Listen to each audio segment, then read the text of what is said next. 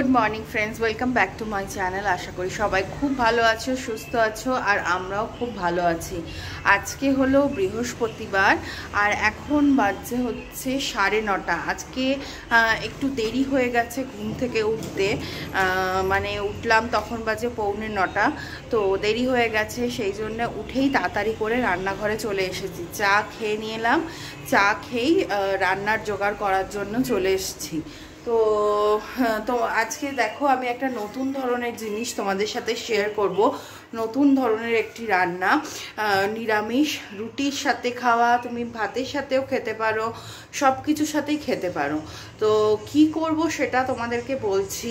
সেটা হলো মুগ ডাল আর ঝিঙে দিয়ে মুগ পোস্ত করব। তো চলো দেখতে থাকো ভিডিওটা। সবার কেমন লাগছে অবশ্যই আমাকে জানিও, আর তোমরাও বাড়িতে অবশ্যই ট্রাই করো। আশা করি তোমাদের ভীষণই ভালো লাগবে খেতে। তো চলো দেখতে থাকো ব্লগটা। তো গাইজ দেখো, আমি মুগ পোস্ত করার জন্য কালকে রাত্রিরেই মুগ ডাল ভিজিয়ে রেখেছিলাম, আর সকালে এখন সেটাকে পেস্ট করে নিয়েছি ভালো করে। তো পেস্ট করে নিয়েছি।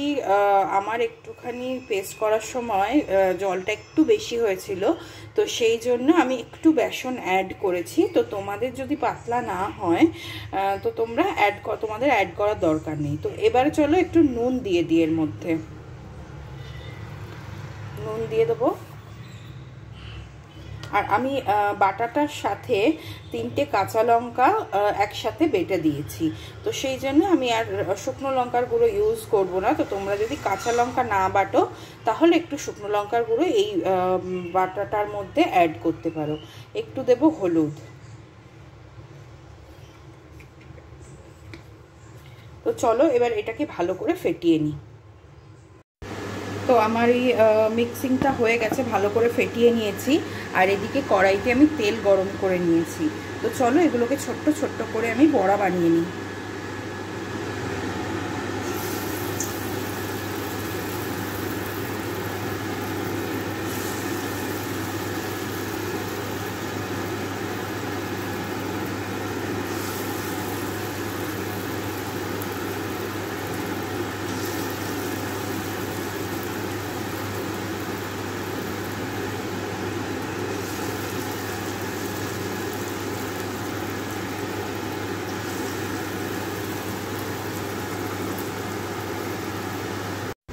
তো বন্ধুরা, এই বড়াগুলো ভাজা হতে থাক, আমি গ্যাসটাকে আস্তে করে দিয়েছি।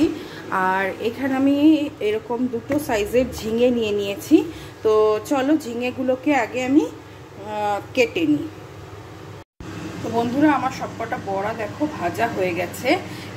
আর তেলটা কমে এসেছিল বলে আমি আরেকটু তেল দিয়ে গরম করে নিলাম। আর এই যে ঝিঙেগুলো কেটে ধুয়ে রেখেছি, আমি মোটামুটি এরকম সাইজেরই করেছি, যেরকম ঝিঙে আলু পোস্ততে দেওয়া হয় ওরকম সাইজেরই করেছি। তো চলো ঝিঙেগুলোকে এবার, তবে ঝিঙেগুলো দেওয়ার আগে যেটা করতে হবে সেটা হলো তেলের মধ্যে একটু কালো জিরে আর কাঁচা লঙ্কা দেবো।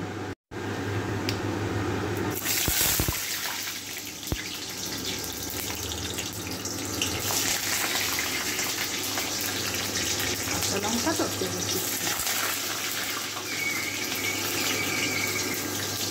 চলো এবারে আমি ঝিঙেগুলো দিয়ে দিই।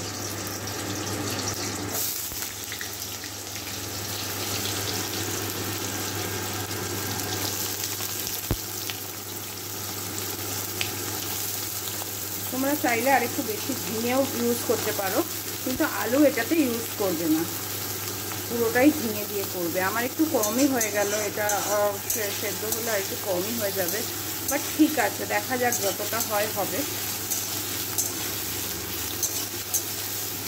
যাই হোক, এবার এটাকে আমি ঢাকা দিয়ে একটু সেদ্ধ হতে দেবো। সেদ্ধ হলে এটা থেকে জল বেরোবে।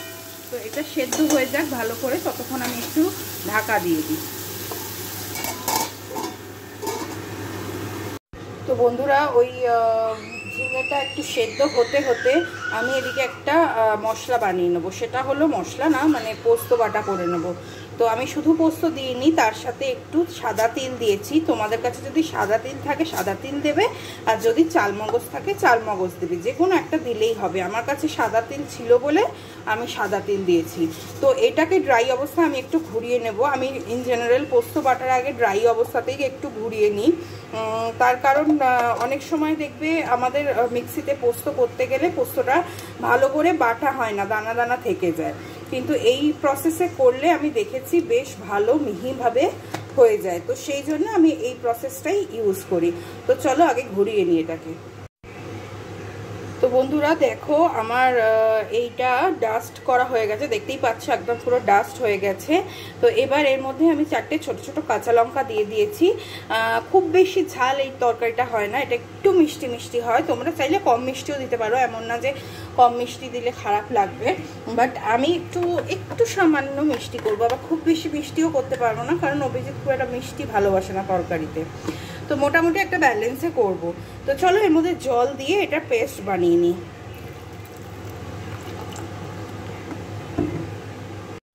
তো বন্ধুরা দেখো এটা থেকে অনেকটাই জল বেরিয়ে গেছে, আর একটু সেদ্ধ হতে বাকি আছে।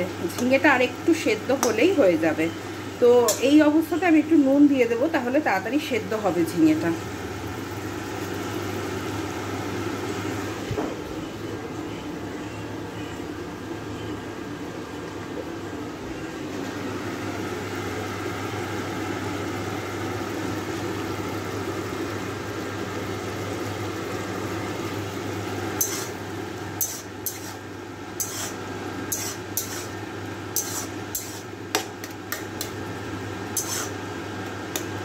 তো এটাকে আবার একটু চেপে দিই।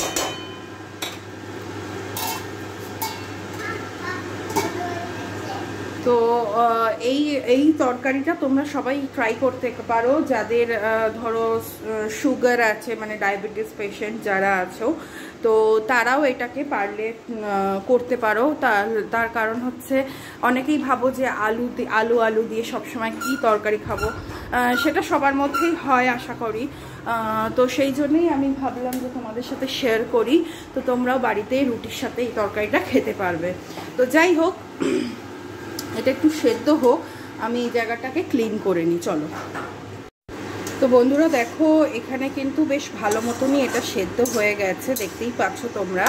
তো এই অবস্থাতে আমি পোস্ত বাটাটা দিয়ে দেব। তো চলো পোস্ত বাটাটা দিয়ে দিই। পোস্ত বাটাটা দেওয়ার পর আর যেটুকু কুকিং বাকি আছে চিংড়িটা, সেটা হয়ে যাবে। তো চলো পোস্ত বাটাটা দিয়ে দিই আগে। তো বন্ধুরা দেখো আমি পোস্তটা দিয়ে দিয়েছি, আর এখনো পর্যন্ত আমি একটু জল দিইনি এটাতে। এবার এর মধ্যে কিন্তু কোনো রকম কোনো মশলা যাবে না, ঠিক আছে?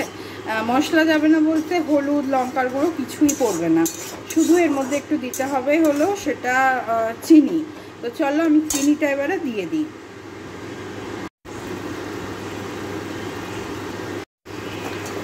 চিনিটা আমি দিয়ে দিয়েছি, এটা কিন্তু একটু ঝোল ঝোল মতনই থাকবে। তো এবার আমি বড়াগুলোকে দিয়ে দেবো ওটার মধ্যে।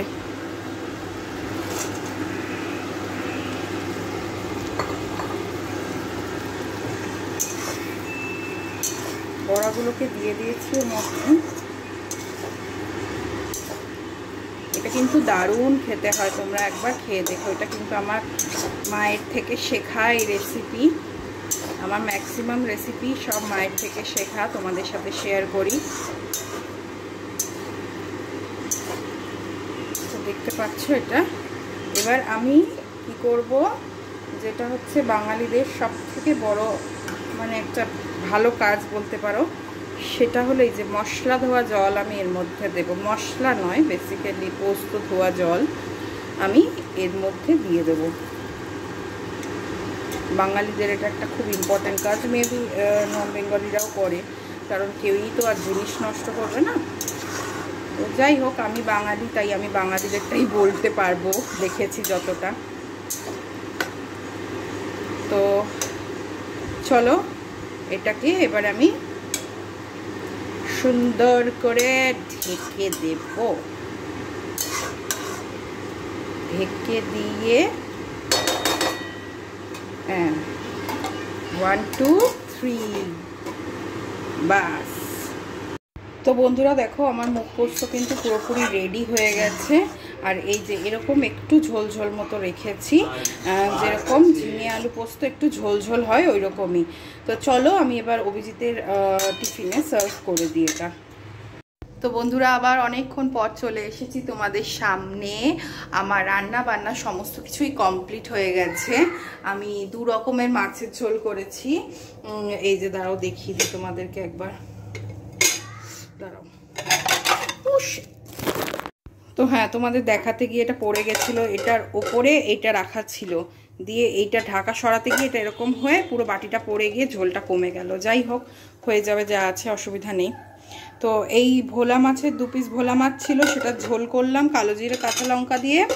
আর এই যে রনর ঝোল, দেখো পড়ে গেছে ঝোলটা অনেকটা, ও হয়ে যাবে, ওর দুবেলা হয়ে যাবে, অসুবিধা নেই। তো এই হলো ব্যাপার। তো রনকে এখন চান করতে দিয়েছি, বাথরুমে রয়েছে, ও বালতিতে বসে আছে।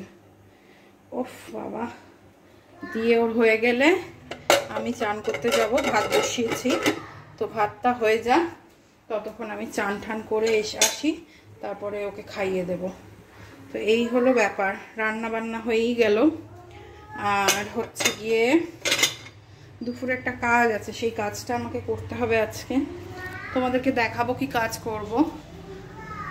তো চলো আগে স্নান ঠান করে রেডি হয়ে নি। আর রণ বারবার ডাকছে, তোমাদেরকে একবার তোমাদেরকে দেখিয়ে দিই, দাঁড়াও।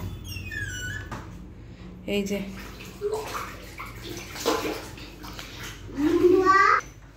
তো যাই হোক, চলো স্নান টান করে নি, করে আবার পরে আসছি। ঝোলটা পড়ে গেছে না, কেমন একটা হচ্ছে, উফ ফট করে পড়ে গেল এমন।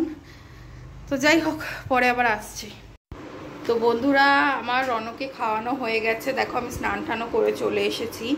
এসে রনকে ভাত খাওয়ালাম, খাইয়ে মোসম্বির জুস করলাম, জুসটা খাওয়ালাম, খাইয়ে এখনও ঘুম পাড়াইনি, ও পটি করছে, তো পটিটা করে নিই, তারপর ওকে ঘুম পাড়াবো, তারপর আমি খাবো। তো আমি মানে সেই জন্যই ভাবলাম যে তোমাদের সাথে একটু কথা বলে যাই, কি করছি, আপডেটটা দিয়ে যাই। তাই এই হলো ব্যাপার। এখন 2:45 বাজে, রন ওটাতে লেগে যাবে কিন্তু তোর, 2:45 বাজছে। তো যাই হোক, তারপর আমি ওকে ঘুম পাড়িয়েই তারপরে খাবো। তার আগে আমার একটু ভিডিও এডিটের কাজ রয়েছে, সেগুলো করে নিই, করে তোমরা এই সকাল থেকে এক্ষণে ব্লগটা পেয়ে যাবে এক্ষুনি। তো চলো দেখে নাও আজকে সকাল থেকে আমি কি করলাম না করলাম। তো যাই হোক, চলো আবার দেখা হচ্ছে সন্ধ্যেবেলা না বিকেলেই দেখা হবে, কারণ আমার বিকেলে একটু কাজ আছে, সেগুলো তোমাদের সাথে শেয়ার করবো। তো চলো দেখতে থাকো। বলো, বাই বাই করে দিয়েছে, তো পরে আবার আসছি।